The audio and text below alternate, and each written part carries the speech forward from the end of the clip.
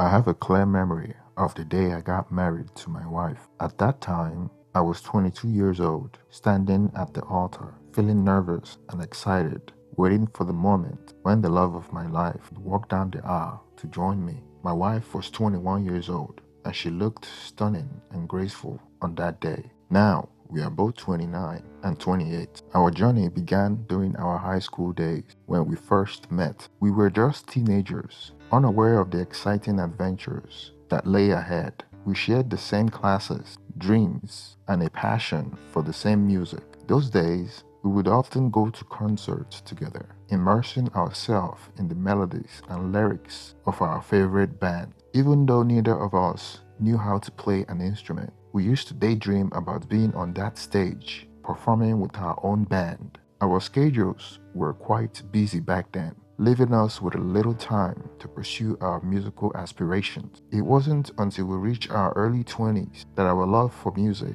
truly blossomed. We would spend countless hours discussing our favorite songs, analyzing lyrics, fantasizing about one day creating our own music. As time went by, we made a heartfelt promise to ourselves. We pledged that as our two boys grew older, now at age 7 and 5, we would provide them with opportunities we never had. The chance to learn to play a musical instrument. Our oldest son had shown a strong passion in playing the guitar, so we set out to find a talented teacher who could nurture his budding talent. My wife had always possessed a deeper enthusiasm for music than I did. She had crushes on various musicians, something I didn't think much of. After all, everyone has their own harmless fantasies. Her passion for music was contagious, and it only made me love her more. I admire her unwavering dedication to the art form and how she used it to connect with our boys. During those early years of parenthood,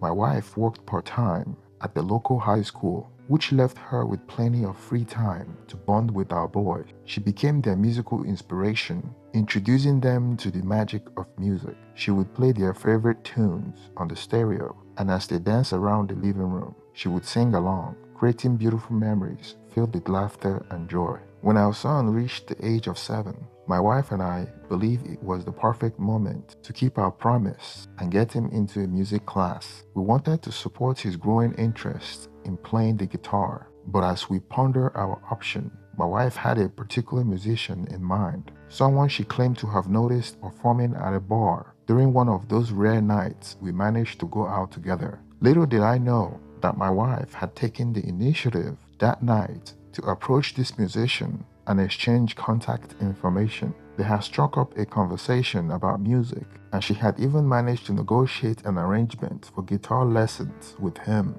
She claimed that she had kept all this a secret, waiting for just the right moment to surprise me with the news. I can vividly recall the evening she chose to unveil her plan. It was a cozy night at home. The kids were snugged in their beds, and we were sitting on the couch, enjoying a glass of wine. She had a mischievous sparkle in her eye as she began to talk about our son's upcoming music lessons. You know, she started, a thoughtful look on her face. I have been giving some serious thoughts to who might be the perfect teacher for our young guitarist. I leaned in, intrigued. Who are you thinking of? A smile played on her lips as she admitted, remember that musician we caught performing at the bar a while ago? The one who wowed us with the incredible guitar solo. Recognition dawned on me. Yeah, I remember him. With enthusiasm in her voice, she nodded and said, well, I have actually been in contact with him, and he's agreed to give our son guitar lessons. I was taken aback by the surprise, but unsure about her initiative. You did all this behind the scenes? She chuckled and confirmed my suspicion. I wanted it to be a surprise for both of you. I truly believe he's the perfect teacher for our son, and I know our little one will learn a lot from him. We spent the remainder of the evening hashing out the details of this arrangement. My wife had already negotiated a fair price, and it seemed like our son's guitar lessons were becoming a reality. As the weeks went by and our son's guitar lesson commenced, I couldn't shake a growing sense of unease about the situation. My wife had been adamant about hiring the musician from the bar, And although I trusted her judgment in many aspects of life, my instincts were telling me that something didn't quite sit right with this particular choice. I made up my mind to meet the musician in person during one of our son's guitar lessons. When I entered his apartment after he invited us, he was dressed in a rock and roll t-shirt and sporting a meticulously groomed beard. He greeted me with a warm smile, but something still felt off to me. To my perception, he appeared to be more focused on his image and charisma than on his musical expertise. As I observed the lesson, I noticed that while he did possess a certain level of skills, he didn't quite match the level my wife had portrayed. He had musical knowledge, but he didn't strike me as a seasoned professional she had described. No wonder I didn't notice him at the bar when he last played for the crowd. He seemed like he relied on his looks and the attention he received from his female students rather than his actual musical talent. What troubled me more was the dynamics between my wife and the musician. There was an undeniable chemistry between them, a connection that extended beyond the typical professional relationship. They exchanged lingering glance and shared laughter over inside joke, and this only intensified my growing unease. I resolved to have an open and honest conversation with my wife about the concern nagging at me. I voiced my doubts regarding the musician's qualification and my discomfort with the way they seemed to gaze at each other. However, my wife brushed aside my worries, attributing them to jealousy. Without any concrete evidence of wrongdoing, I reluctantly tried to convince myself that I might be overreacting. I allowed our son to continue with his guitar lessons, promising myself that I would stay vigilant and watch for any warning signs. It was a tough decision to make, torn between placing trust in my wife's judgment and listening to my own instincts. I hoped that as time passed, my reservation would fade and our son would indeed benefit from the lesson, as my wife believed. Nevertheless, deep down, a lingering unease persisted, and I couldn't shake the feeling that there was more to the situation than what met the eye. As the week passed, our son's guitar lessons started to become more frequent and lengthier, with my wife taking on the responsibility of getting him to these sessions. Initially, the lesson lasted for 2 hours, but before long, they stretched to 3. While I recognized the importance of nurturing our son's musical talent, these prolonged lessons began to raise some concerns in my mind. With my wife being away during these extended sessions, I found myself entrusted with looking after our 5-year-old son. Balancing my job and parenting became more demanding, particularly because I needed to leave work early to take care of our younger child, while my wife and older son were at the guitar lessons. During the time when it was just my 7-year-old son and me at home, I often encouraged him to practice what he had learned. However, I couldn't help but notice that his skills didn't seem to be progressing as much as I had hoped. It became a source of worry, and I began to question whether these lengthy lessons were truly effective. I made the decision to sit down with my wife and have an honest conversation about my concerns. I asked her about why our son's improvement in guitar playing didn't seem to match the increasing length and frequency of his lessons. Her response caught me off guard. She suggested that our son might have ADHD. Given her background as a part-time school teacher, I initially took her statement seriously. I believed that she had some credibility in making such assessments. However, deep down, I harbored doubts about her diagnosis. I haven't observed any of the typical signs of ADHD in our son. He is a bright and focused child, and I couldn't help but wonder if my wife was searching for an explanation that didn't quite fit the situation. Both of us placed great importance in our son's musical education, but I couldn't ignore the persistent feeling that something wasn't quite right. I needed to strike a balance between having faith in my wife's judgment and seeking a clearer understanding of our son's progress. It was a complex situation that demanded careful consideration and communication to ensure that our son's best interests remained our top priority. One day, I decided to have a talk with my son to understand why he didn't seem to be making progress, despite the extensive training he was supposedly receiving. To my astonishment, my son revealed that he spent most of his time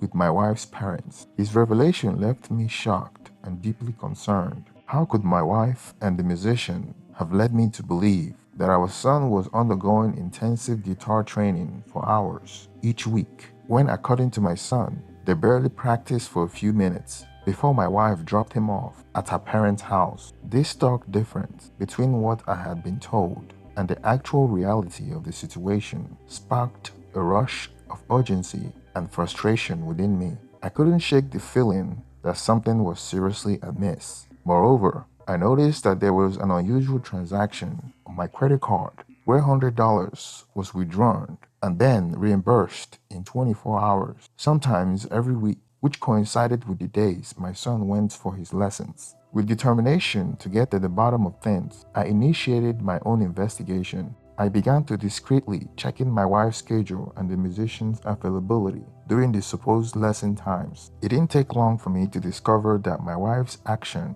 did not match the story she had been presenting to me. It seemed she had been misrepresenting the situation, and I couldn't comprehend the reason behind her actions. I recognized that I couldn't avoid confronting my wife about the unsettling discovery I had made. However, I was determined to understand her motivation and intention before jumping to conclusion. The weight of my suspicion and the imperative to discover the truth eventually drove me to take drastic action. I arranged for a babysitter to care for our younger son, giving me the opportunity to discreetly trail my wife during her next scheduled music training session with our older son. The music training was meant to happen at the musician's house, and it didn't take long for me to sense that something was awry. As my wife and our son arrived, I discovered that the musician had a girlfriend and a daughter from a previous relationship living with him. This added yet another layer of complexity to the already complicated situation. During that training session, which lasted a mere 15 minutes, my wife dropped off our son at her mother's house. What unfolded next confirmed my worst fears. My wife left her car at her mom's place, and the musician arrived to pick up my wife after she dropped off our son. The pieces of the puzzle clicked into place, and the truth became painfully undeniable. I followed them, my heart weighed down by a profound sense of betrayal and anger, to a bar located across town. They strolled hand in hand into the bar. There was no mistaking the nature of their relationship. They carried themselves with confidence, the demeanor of a couple deeply in love. After spending a few minutes at the bar, they walked hand in hand to a cheap motel nearby, which explained why I was receiving a charge on my credit card from a hotel. Feeling deceived, humiliated, and consumed with rage, I could hardly believe my eyes. To confirm my suspicions, I decided to call my wife. When she answered,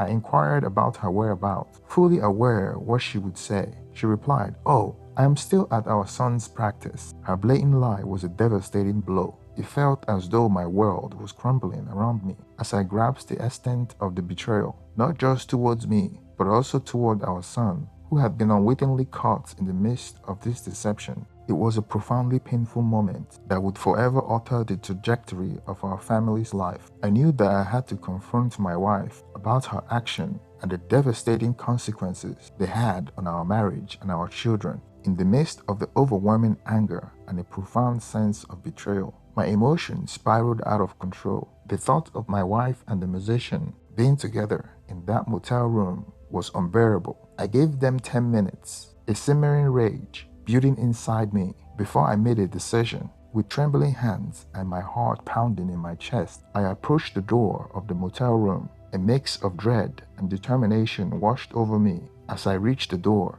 Gathering my courage, I knocked loudly and declared, "Open up, police." The musician answered the door, wrapped in a towel. I couldn't contain my anger. I struck him, pulled the towel away, and left him unconscious in the middle of the hallway. I then turned my attention to my wife, who had the audacity to claim, "This isn't what it looks like." I took the room key and locked them out. She was frantically trying to cover up and shouting for my help. I calmly called her mother and told her to come pick up her mother. During the call, she overheard me describing how I caught her with someone claiming to be a musician, and that I will be filing for divorce on Monday. I got into my car and drove to the motel office, informing them that I'll be mailing them the key and warning them not to let them back into the room, as the credit card she has used was now reported as stolen. The motel staff informed me that they will be contacting the police. I then went to her mother's house to pick up my son, and brought him home. The motel staff opened the door for her to take her things, but subsequently kicked both of them out. My wife returned home the next day, tearful and begging for forgiveness, admitting her mistake. However, I made the difficult decision to ask her to leave the house and stay with her mother. The following day, I consulted a lawyer and initiated divorce proceedings. Thank you for staying to the end of this video. Please support this channel by liking and also subscribing. Now let's get some reaction in the comment section. Thank you and have a wonderful day.